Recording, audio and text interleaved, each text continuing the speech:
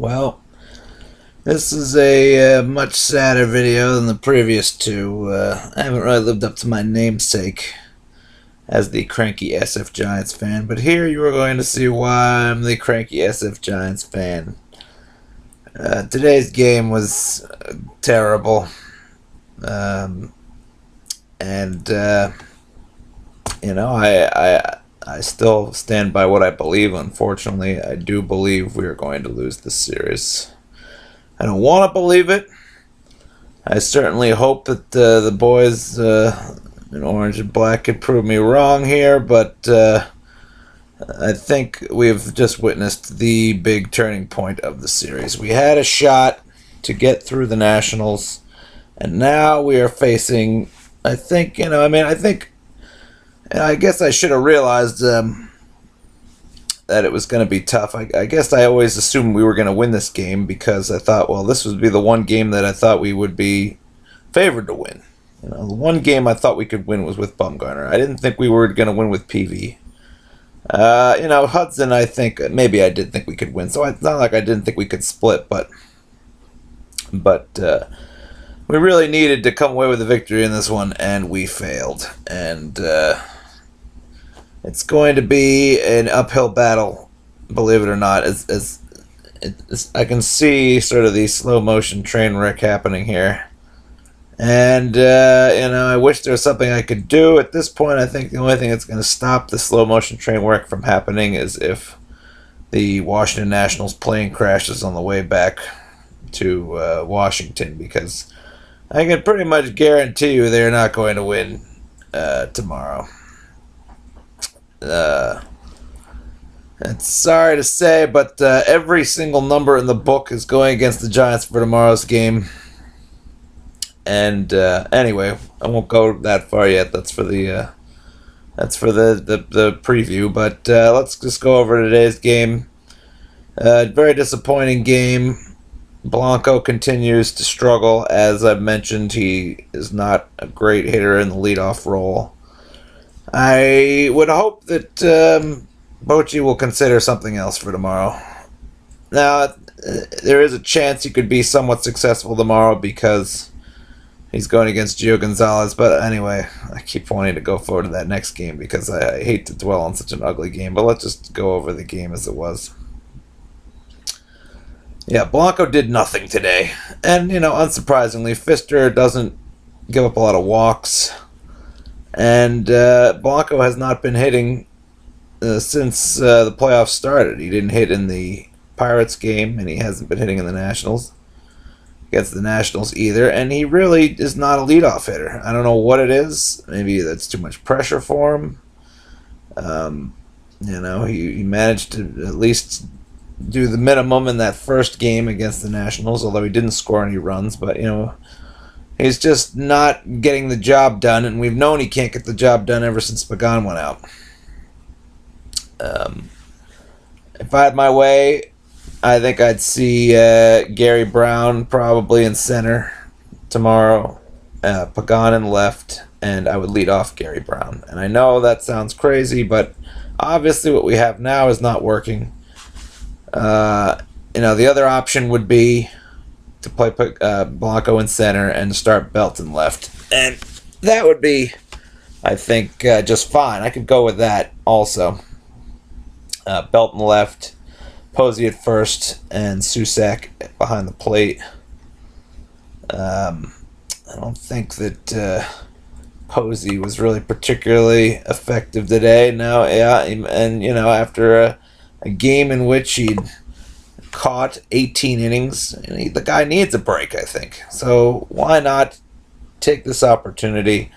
Belt is going to be no worse than left than Ishikawa was today, and I think, finally Ishikawa was a bit exposed on that ball that got past Sandoval.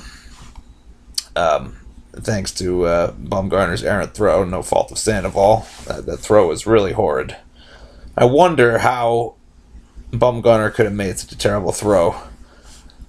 I mean, I understand he was committed to going to third and he had to put a lot of mustard on it, but to miss by that much, that is one of the most frustrating things as a fan, to see, not only to see a player go to third when there really wasn't any chance to get him in the first place. And I think even if the ball had been thrown directly to Pablo, that wouldn't have been an out.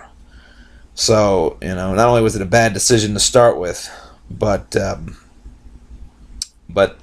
he threw the ball away. And as soon as the ball got away, I think all of us Giants fans knew this game was over. The offense is behaving the way it was the last time Pagan went out. It's especially at home. This is the syndrome. We've seen it before. And it's a big part of the reason why I don't expect them to win the series.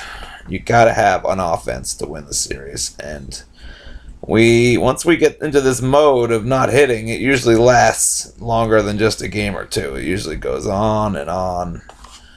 So anyway, let's take a look at the game here. Let's start with Blanco. Like I said, 0 for 4. Didn't do anything. He's basically been a non-factor since the postseason began. Defensively, he's been excellent.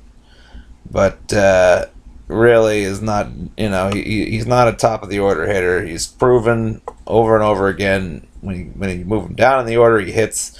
It's a shame we even have to move him down the order because obviously he's not a guy who you expect to drive in a lot of runs. He doesn't have a lot of power.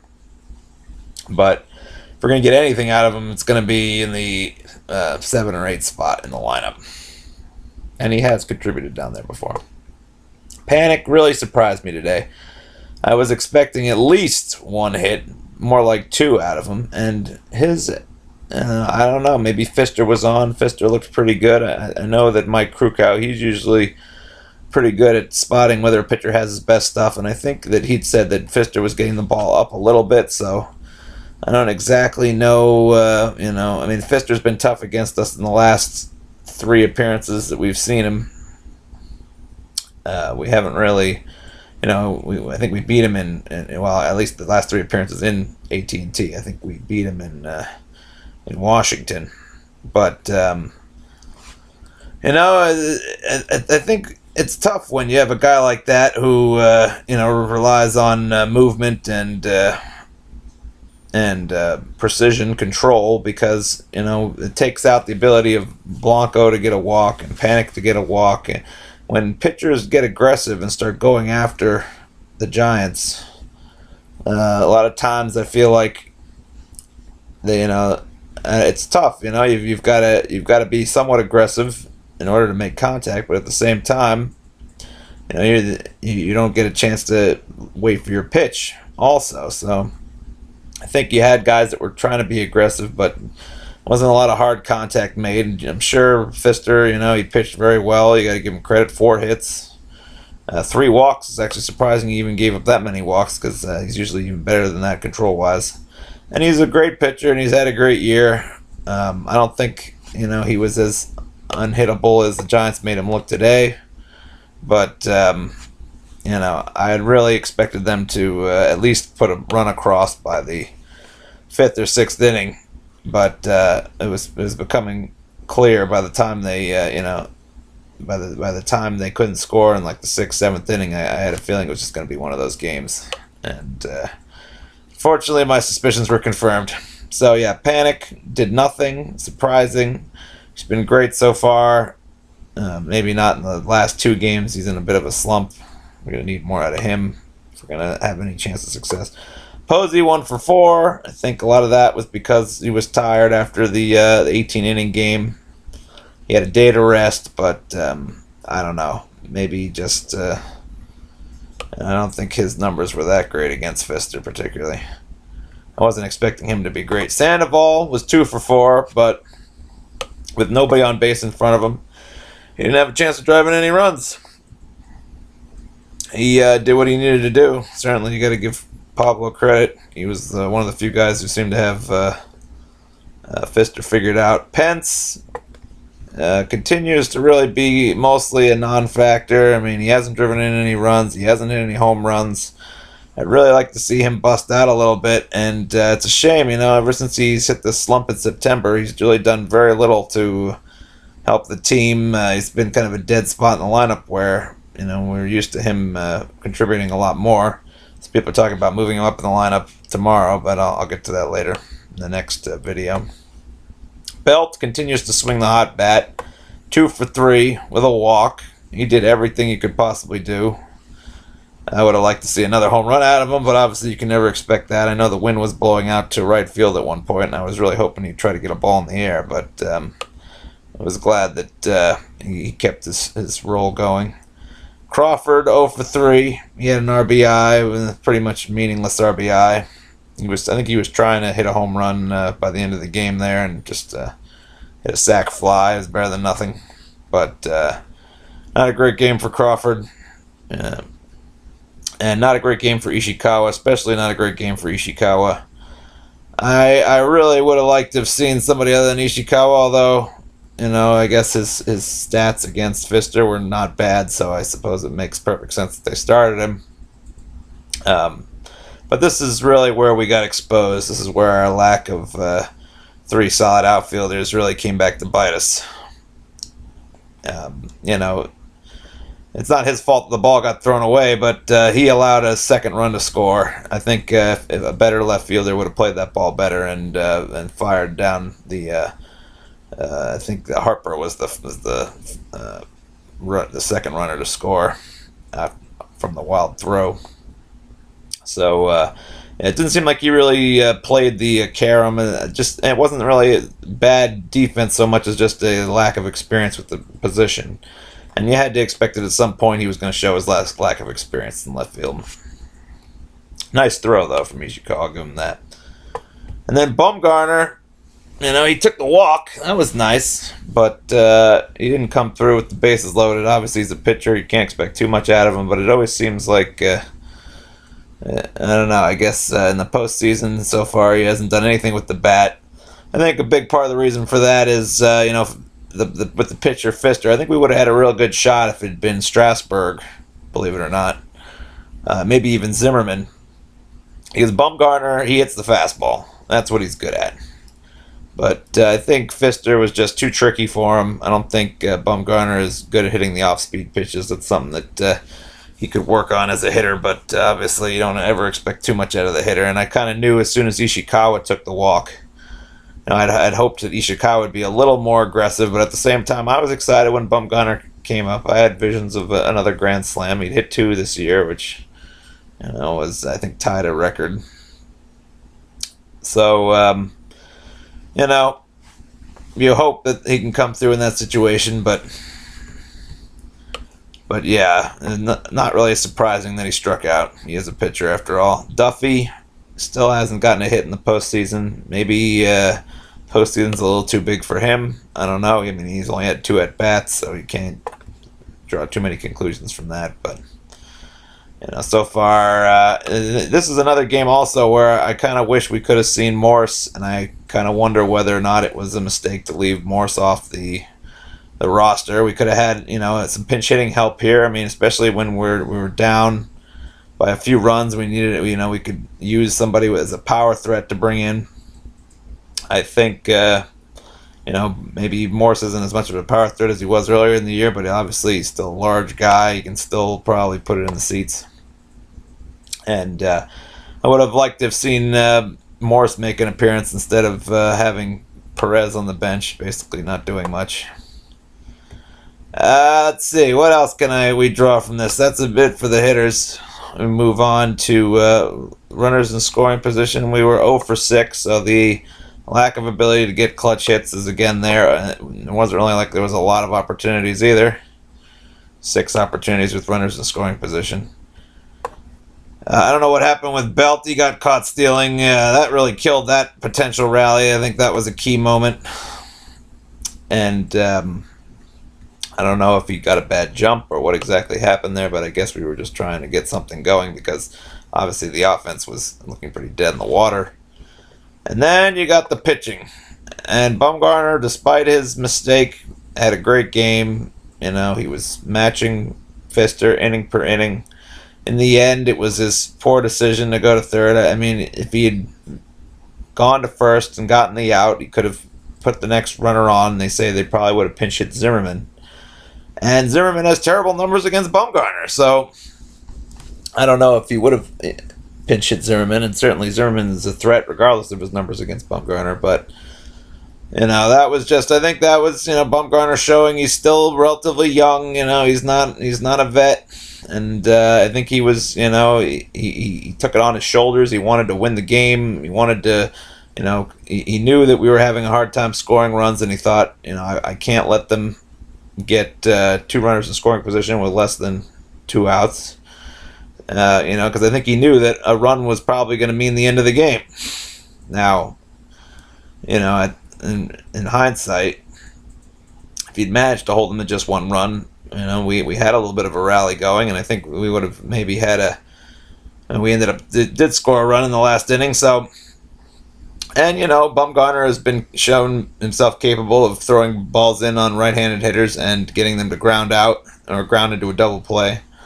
And with a force at every base, you always have a shot to go home and get the lead runner. So, really, as soon as I heard he was throwing to third, I tensed up, and then it really didn't come as a huge surprise when he threw it away. But really, that's just a tough way to lose the game and potentially the whole series, So, yeah, not so great. Machi, I think it's very unfortunate. He was a great story this year. He started out so dominant.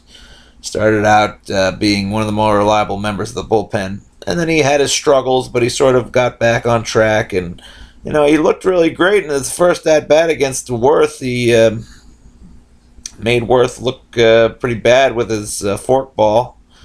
And I thought, hey, Machi's back. He's become another reliable member of the bullpen again. That's good. We need him. And then he proceeded to give up a bomb to Bryce Harper. Bryce Harper, who, it should be mentioned, had a great all-around game. Great defense. He added on when he needed to. He got on base.